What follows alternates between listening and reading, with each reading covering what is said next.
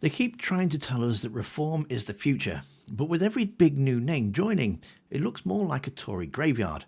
The funniest part, even Reform's own people are warning it's becoming nothing more than Conservative Party 2.0. And if we take a look in Reform's lost property box, this time it's Danny Kruger. So the man that has been given the job, this enormous responsibility, is a Member of Parliament for East Wiltshire. His name is Danny Kruger, and he joins me, I hope he does, on the stage now.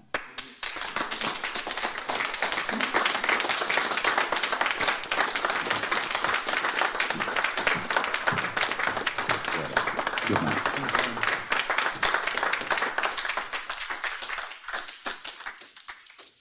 Thank you very much indeed, Nigel. Good to see you all.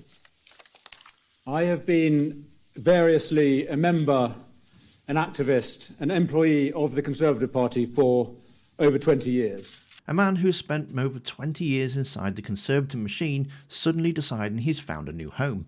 And what a shock. That new home looks surprisingly like the old one. Reform UK Limited, not so much a radical movement, more like Tory 2.0, but with worse branding. Kruger gave us a speech of his life, all fire and passion, and then admitted the truth. The flame is the same. And I have many friends in the party, many good and decent people, which is why it is so personally painful for me to be doing what I'm doing today. There have been moments when I've been very proud to belong to the Tory party. In 2010, I was inspired by the big society, by schools reform and welfare reform. I was thrilled by Brexit and by what Boris Johnson pulled off in 2019. But those were exceptions to the rule. The rule of our time in office was failure. Bigger government, social decline, low wages, high taxes, and less of what ordinary people actually wanted. I hoped after our defeat last year that the Conservative Party would learn the obvious lesson, that the old ways don't work, that centrism is not enough, that real change is needed. But no. We've had a year of stasis and drift and the sham unity that comes from not doing anything bold or difficult or controversial. And the result is in the polls. And those lost voters aren't coming back. And so this is my tragic conclusion. The Conservative Party is over. Over as a national party. Over as the principal opposition to the left. But I am not despondent, because conservatism is not over. It's never been needed more, and actually it's never been more vibrant. Because the failure of the Conservative Party has created space for an alternative. The flame is passing from one torch to another. The old torch, once so great, is guttering, spluttering, held weakly in uncertain hands. But the new torch is already alight, already brighter than the one it is replacing, held aloft in firm and confident hands. And while the torch is different, the flame is the same. Same ideas, same faces, same failures, just a different torchbearer. And pretty much proves this isn't a revolution, it's just a franchise reband.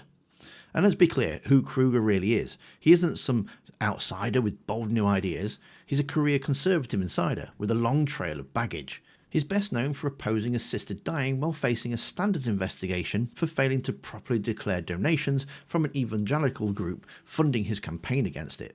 He said that women don't have an absolute right to bodily autonomy, argued that marriage between a man and a woman is the only safe basis for society, and leaned heavily on a Christian nation rhetoric critics say fuels division. During COVID, he backed Dominic Cummings' lockdown breach and was caught himself without a mask on public transport while calling mask rules absurd. Even his own constituents have challenged him, with over 100 signing a letter saying he doesn't represent their views on the assisted dying. In other words, Danny Kruger isn't a radical break from the past. He's exactly the kind of establishment Conservative reform claims to be fighting. So Nigel, yet again, makes Leah Cunningham look like a fool. I just don't think we should become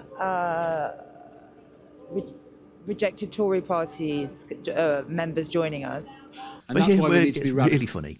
Kruger Taking on the says vested no interests, by-elections and the needed. incumbents He'll just always keep his defend seat. the status quo. Yet Nigel Farage once thundered from the rooftops here's an that important defecting thing. MPs must face the Reform voters, UK is a or they radical had force, no but not a integrity. revolutionary one. Well, Nigel, your Our man is mission is defected. not just to So where's the overthrow the integrity current now? system. Or do It is to by-elections only restore count when they're the system. convenient? Danny, for you first, are you going to trigger a by-election in your seat? Is it not fair to offer your constituents the choice of whether they want a Reform MP representing them in Parliament? Nigel, you've got a reputation as a candid, straight-talking politician.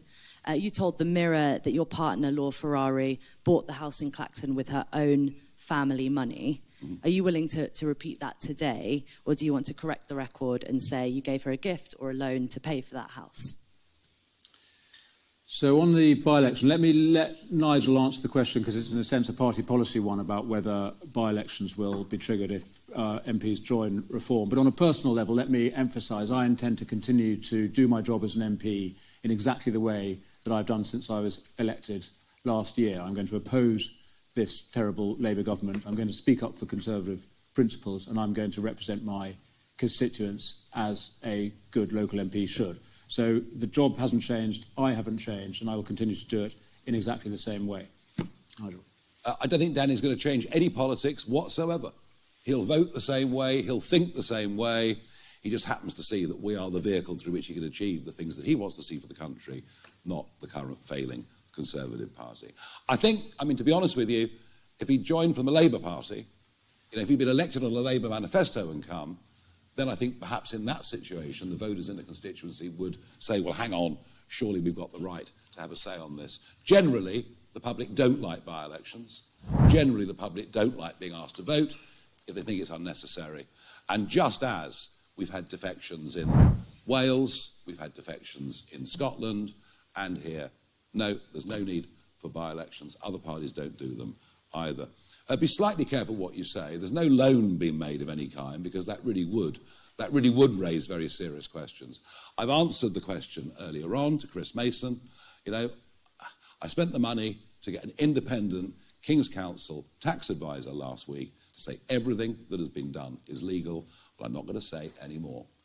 And I would advise people not to say in print or anywhere else that I have done something to break the law when it comes to stamp duty. I would advise that quite strongly.